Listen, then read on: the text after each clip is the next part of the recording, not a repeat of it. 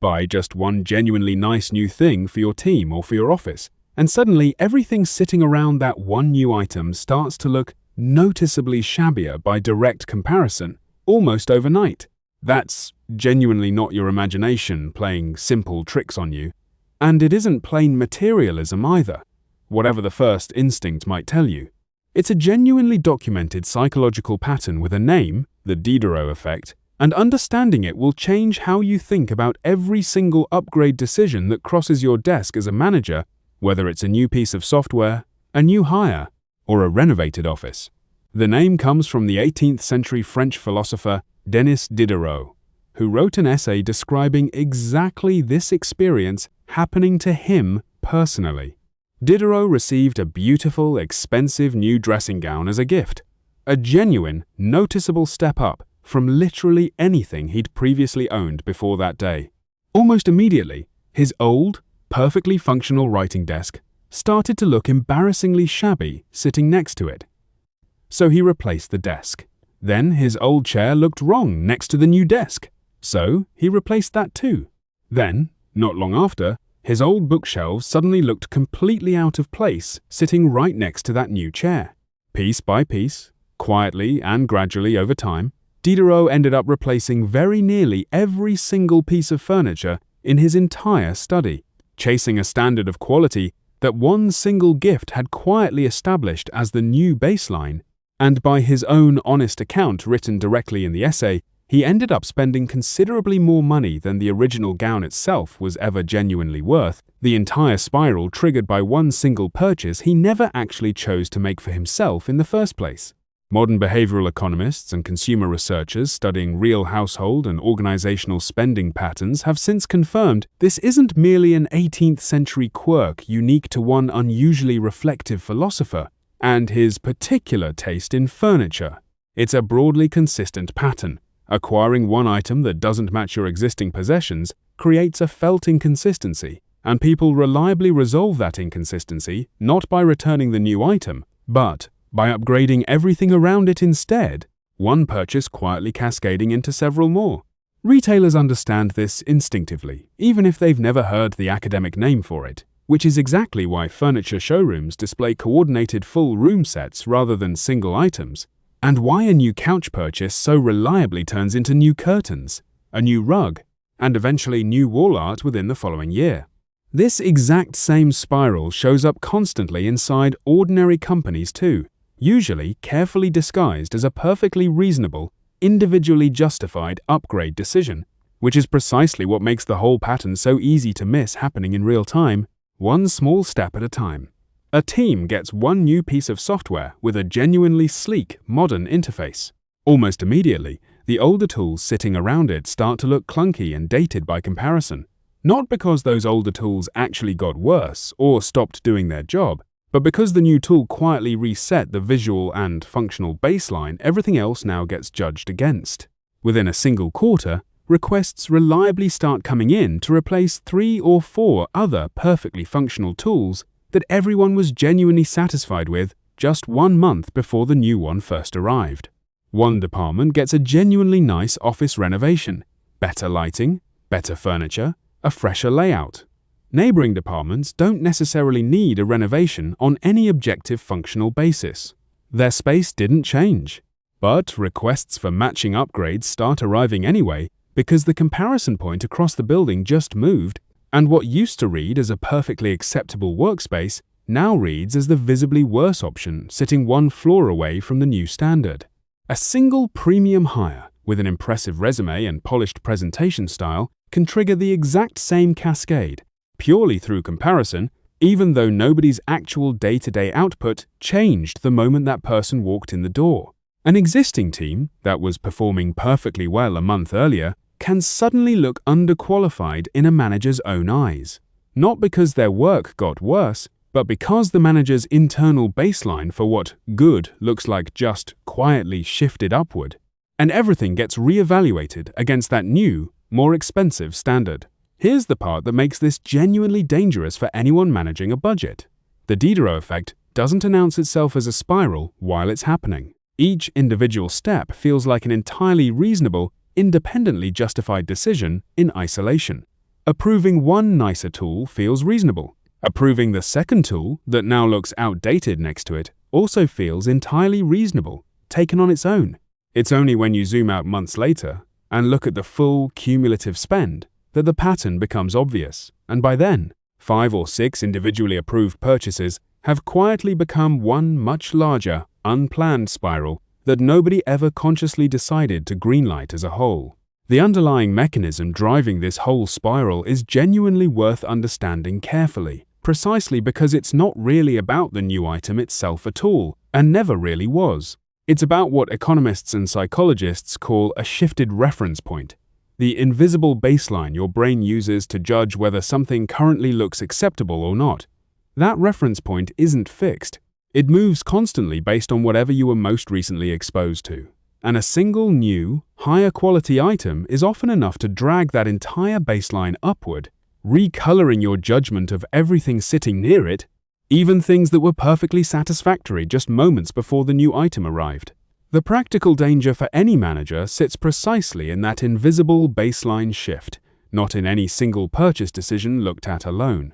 Before approving one flashy new addition, whether it's a tool, a hire, or a newly renovated space, a genuinely sharper manager deliberately pauses for a moment and asks a specifically uncomfortable question out loud, one most people would rather skip entirely. What is this quietly about to make look outdated nearby? And is that comparison actually fair? Or is it simply a trick of contrast that a shifted baseline is creating out of thin air? If the honest answer is that 3 or 4 other perfectly functional things are about to start looking bad purely by proximity, that's the moment to consciously decide whether the full downstream cascade is actually worth it, rather than discovering it 18 months and 5 approved purchase orders later. Here's the part that gets missed most often when people first hear this story purely as an interesting piece of 18th century trivia. Diderot himself was, by every account, an unusually sharp and self-aware thinker, exactly the kind of person you'd assume would notice this kind of spiral happening to him in real time and simply stop it. He didn't. He wrote the essay describing the whole spiral only after the fact, looking back with a mixture of amusement and genuine regret at how completely it had swept through his own study without him consciously choosing any single step along the way. That's precisely the point worth sitting with. This isn't a failure of intelligence or self-discipline.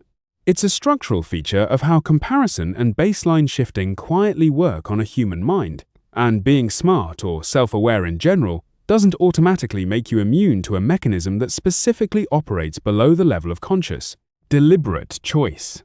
There's a genuinely useful practical habit that comes directly out of understanding this mechanism. Before signing off on any individually reasonable-looking upgrade, explicitly ask what it implicitly commits you to next.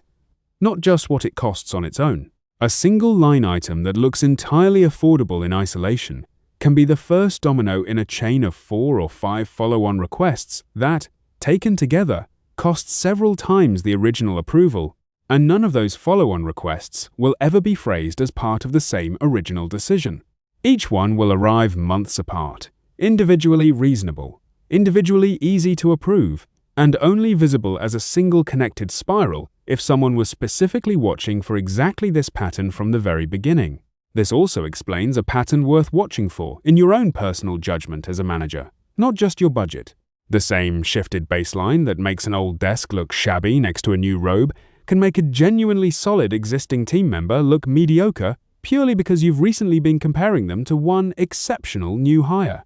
Or make a perfectly reasonable existing vendor look inadequate purely because you recently saw a flashier pitch from a competitor. Recognizing when your own internal standard has quietly shifted, rather than the underlying quality of what you're judging actually changing, is a meaningfully different skill than simply making good individual decisions in isolation. And it's one most managers never explicitly practice. This particular pattern connects directly to a related idea genuinely worth knowing by name too: hedonic adaptation. The well-documented tendency for any upgrade, no matter how genuinely satisfying at first, to eventually become the new normal you barely notice anymore. The Diderot Effect and hedonic adaptation work together in a particularly expensive way when they compound. The new tool feels exciting for a few weeks. then becomes simply expected. Exactly the baseline everything else now gets measured against, with none of the original excitement left to justify the cascade of follow-on purchases it quietly triggered along the way. You're left holding the ongoing cost of several upgrades, with the actual satisfaction from any single one of them having already faded back to a completely neutral baseline months earlier. Consider how this plays out concretely across a real team over the span of a single year, because the shape of it is worth walking through in detail rather than just naming abstractly. In January, a design team gets a new piece of prototyping software with a noticeably better interface than anything they'd used before. By March, someone points out that the team's existing project management tool now feels clunky by comparison, and a case gets built for switching that too, entirely reasonably, on its own individual merits. By June, the meeting room the team uses looks visibly dated next to their newly modernized digital tools, and a renovation request lands on a facilities manager's desk. By September, a manager reviewing the team's overall budget for the full year discovers 3 seemingly unrelated line items that, once traced back carefully step by step, all originated from that single original January software purchase. An entire connected chain that nobody ever consciously approved as one single decision, because each individual step along the way was approved entirely on its own merits, months apart, by different people at different times, none of whom were ever actually shown the full chain leading all the way back to where it genuinely started. There's a genuinely important distinction worth drawing here between this pattern and simply making sound, well-reasoned investments over time.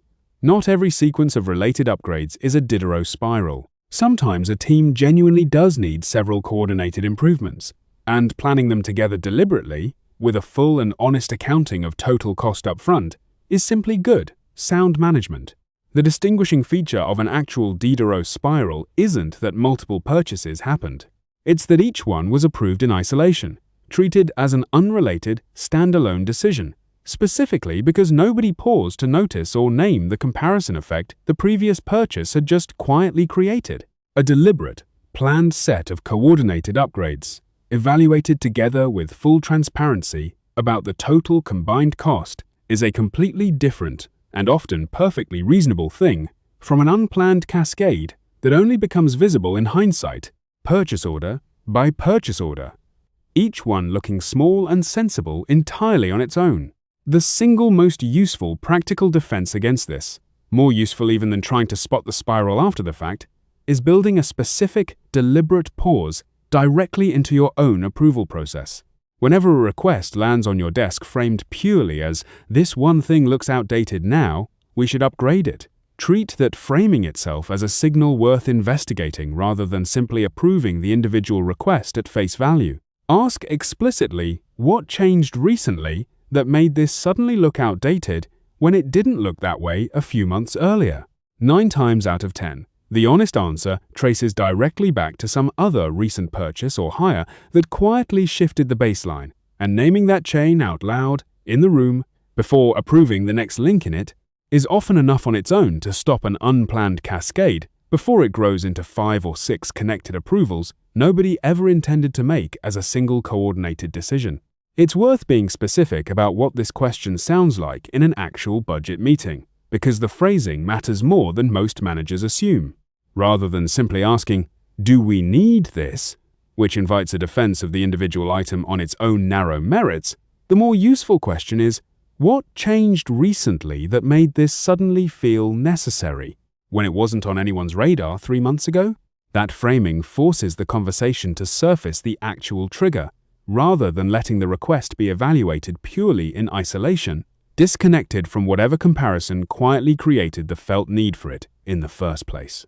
Teams that get asked this question consistently, as a matter of routine rather than suspicion, tend to become noticeably better at self-identifying their own spirals before they ever reach a manager's desk at all, simply because they've learned the question is coming and start asking it of themselves first. There's also a version of this worth watching for in how a manager evaluates their own team relative to peer teams elsewhere in the same company, not just in equipment or renovations. A team that recently sat in on an impressive presentation from another department can walk away with a quietly shifted sense of what impressive now looks like, and start judging their own perfectly solid, previously satisfactory work against that new, more polished baseline, not because their own output changed at all, but because what they're mentally comparing it to just did.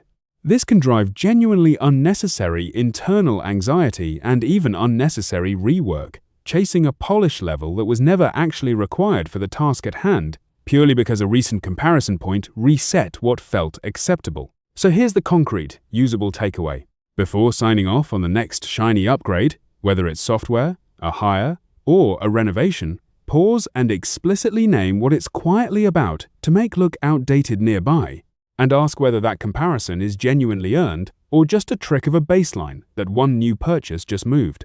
Otherwise, one reasonable-looking purchase order quietly turns into 5, and you'll only recognize the full spiral in hindsight, the exact same way Diderot did, staring at an entirely refurnished study he never actually meant to buy. Hit follow if you want more of these theories, the kind that genuinely change how you evaluate the next upgrade request landing on your desk.